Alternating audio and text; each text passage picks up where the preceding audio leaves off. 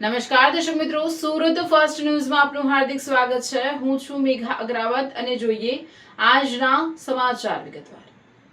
Surat drugs કેસમાં મોટો ચુકાદો। 59 લાખના એમડી ડ્રગ્સ મામલે 3 પેડલરોને 20 વર્ષની સખત કેદ। કોર્ટે કહ્યું, નશો માત્ર વ્યક્તિને નહીં, દેશના વિકાસને બરબાદ કરશે। 6 વર્ષ અગાઉ કપલેથા રોડ પરથી કારમાંથી મળી આવેલા ₹59 લાખના મેફેડ્રોન ડ્રગ્સના હાઈ પ્રોફાઇલ કેસમાં સુરત કોર્ટે ગુરુવારે એક ઐતિહાસિક અને કડક ચુકાદો આપ્યો છે। કોર્ટે આ કેસના મુખ્ય 3 આરોપીઓને દોષિત ઠેરવી 20 વર્ષની સખત જેલની સજાનો હુકમ કર્યો છે, જ્યારે અન્ય 7 આરોપીઓને પુરાવાના અભાવે શંકાનો લાભ આપી નિર્દોષ જાહેર કરવામાં આવ્યા છે। કેસની વિગત મુજબ 25 ઓક્ટોબર 2018ના રોજ પોલીસને બાતમી મળી હતી કે કપલેથા રોડ પરથી લાલ કલરની કારમાં ડ્રગ્સની હેરાફેરી થઈ રહી છે।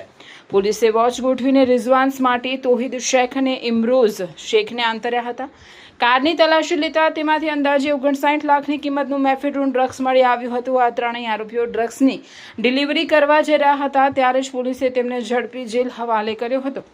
પોલીસની ઘનિષ્ઠ તપાસ દરમિયાન અન્ય 7 પેડલરોના નામ પણ ખુલ્યા હતા, જેથી પોલીસે કુલ 10 આરોપીઓ સામે ગુનો નોંધી ચાર્જશીટ રજૂ કરી હતી।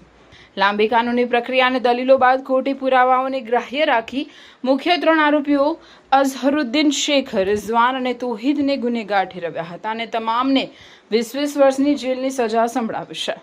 ચુકાદો આપતી વખતે કોર્ટે માદક પદાર્થોના દૂષણ પર ચિંતા વ્યક્ત કરતા અત્યંત ગંભીર નોંધ લખાવી હતી કે માદક પદાર્થના નશાના કારણે દેશનું યુવાધન બરબાદ થઈ રહ્યું છે, જેની સીધી અસર દેશની આવનારી પેઢી અને દેશના વિકાસ પર પડે છે। ડ્રગ્સની આદત માત્ર એક વ્યક્તિ પૂરતી સીમિત નથી રહેતી, પરંતુ તે તેના સમગ્ર કુટુંબને નષ્ટ કરી નાખે છે।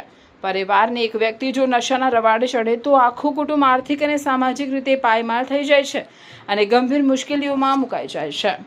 મોહમ્મદ તોહિદ, મોહમ્મદ આરિફ શેખ, ઇમરોઝ ઇદ્રીસ શેખ નાઓના કબજામાંથી તારીખ 25/10/22ના રોજ કલાક 3:20થી 11 વાગ્યા દરમિયાન કપલેટા ચેકપોસ્ટ પાસે જાહેર રોડ પર તેમની લાલ કલરની સ્વિફ્ટ ગાડી નંબર GJ21 CA 2538માંથી એક કાળા કલરની કેરી બેગમાં મેફોડ્રમ કુલ 590 ગ્રામ, જેની કિંમત ₹59 લાખ જેટલી મોટો જથ્થો તેમની પાસેથી કબજે કરવામાં આવેલો। જે આ કેસ આરોપી વિરુદ્ધ પૂરતા પુરાવા નામદાર કોર્ટમાં તેમનું ચાર્જશીટ કરવામાં આવેલો। ત્યારબાદ આ કામની ટ્રાયલ નામદાર ડિસ્ટ્રિક્ટ સેશન જજ સાહેબ DC જોશી સાહેબની કોર્ટમાં ચાલી જતા સાહેબે આ કામના અમો ફરિયાદ પક્ષે આ કામના આરોપી વિરુદ્ધ કેસ પુરવાર કરવા માટે સમગ્ર પંચનામાને કાર્યવાહી પુરવાર કરેલી છે, જેમાં પંચો, ફરિયાદી, તપાસ કરનાર અમલદાર સાહેબ તેમજ FSL અધિકારીશ્રીની જુબાની સાહેબે ધ્યાને લઈ અને આરોપીઓને 20 વર્ષની સખત કેદની સજા અને 2 લાખનો દંડ અને ન ભરે તો 2 વર્ષની